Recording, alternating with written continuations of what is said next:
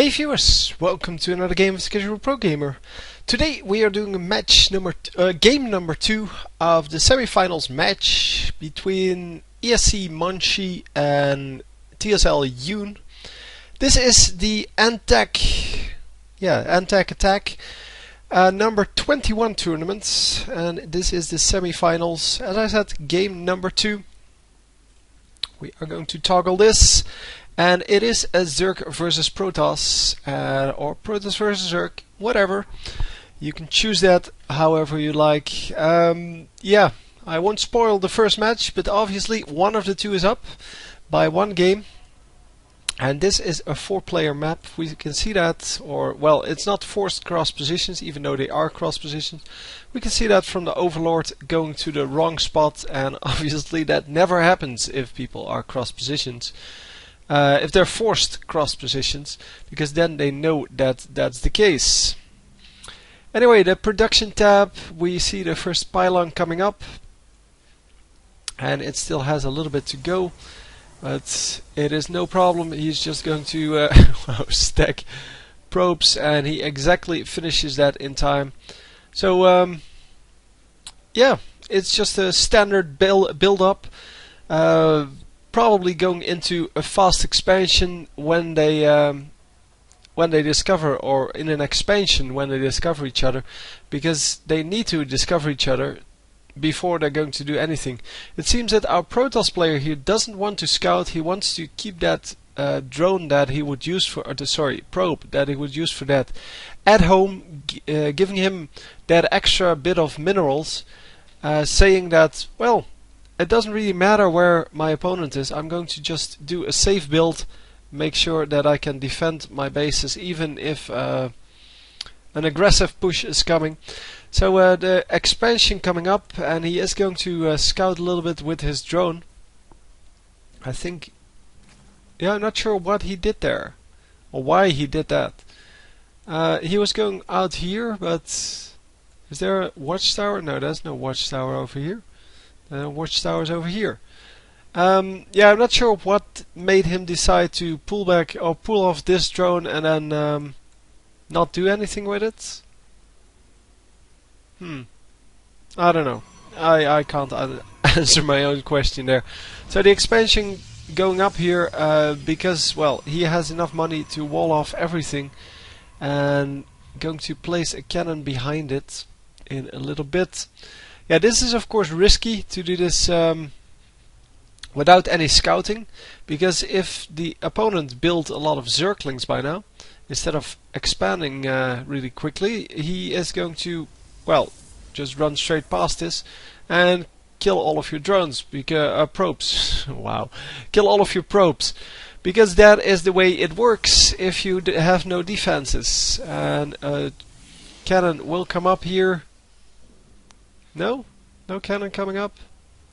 Well, he now knows where his opponent is, because, well, he's scouting here, and he can see that there are no units out yet. Well, now there are units out, but yeah, that delayed the cannon by quite a bit. Actually got the cybernetics core first, and I have to feel that that's a good start for the Protoss player, who has the scouting information needed to make sure that this is indeed a safe build.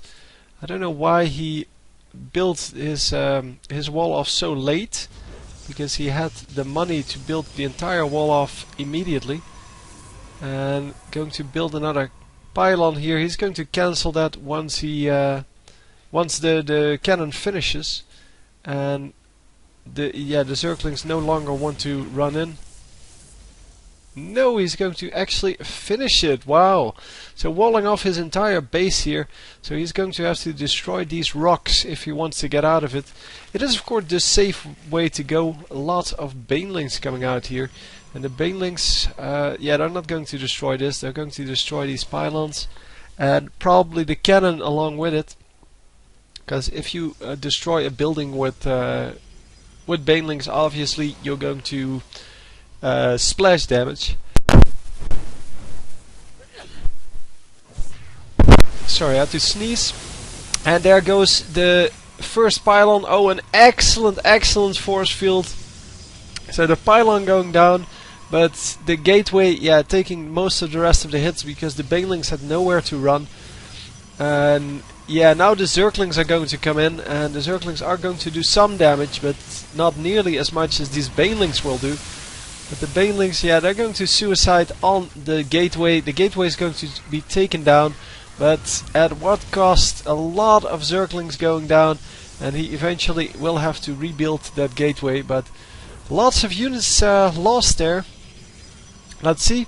So for our Protoss player, he lost 4 units for a total of 550 resources, and 28 units lost for a total of 1300 resources on the other side. So that is a big deal.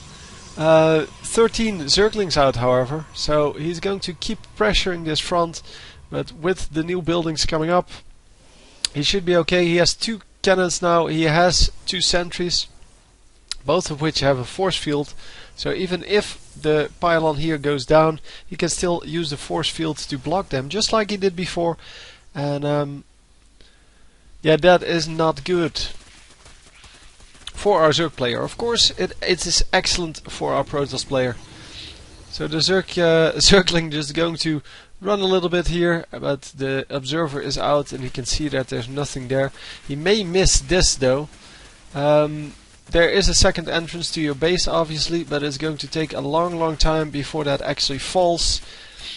And yeah, let's just hope for him that he does scout this. The Immortal coming out, so first Immortal on the field, and the Immortal is going to do great versus the Roaches, which were used in the previous match. So he's expecting Roaches again, and we will have to see if there are Roaches incoming. So no Roach warren here, none here, and that's all the bases there are. So only 2 bases. I only just noticed that. Wow, that is bad. Well, 2 bases is bad, but my not noticing that is even worse. So yeah, 2 bases is not enough to...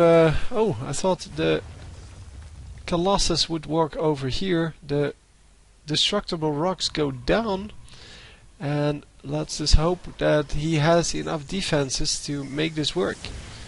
Because it seems that he has very light defenses going, and all of them are, well, on this side.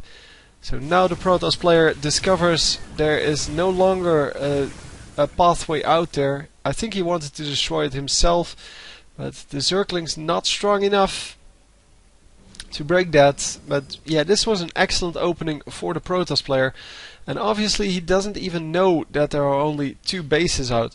At least, well, I can't really see if he knows that. Hang on, how did this worked with 1 and 2, right? So yeah, he can see that well, that there are 2 bases here, but he doesn't know there are no 3rd bases out here, for example, or there, because he hasn't scouted there. So we're going back to the everyone cam and going to see how this will work.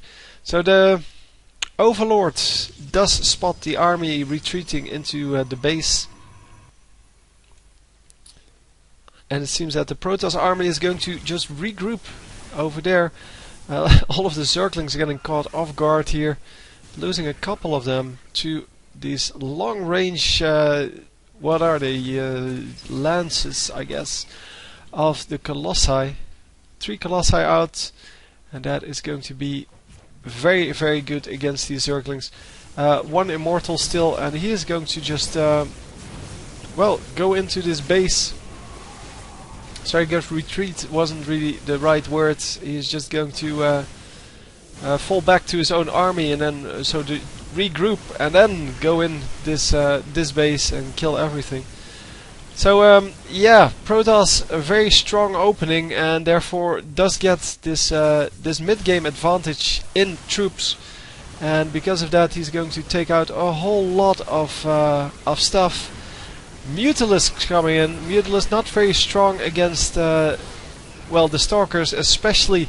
Yeah, there's the GG already. Especially with the sentries around, with the Guardian Shield, because they get wiped out immediately. They are very good against the Colossi, obviously, because Colossi can't shoot up.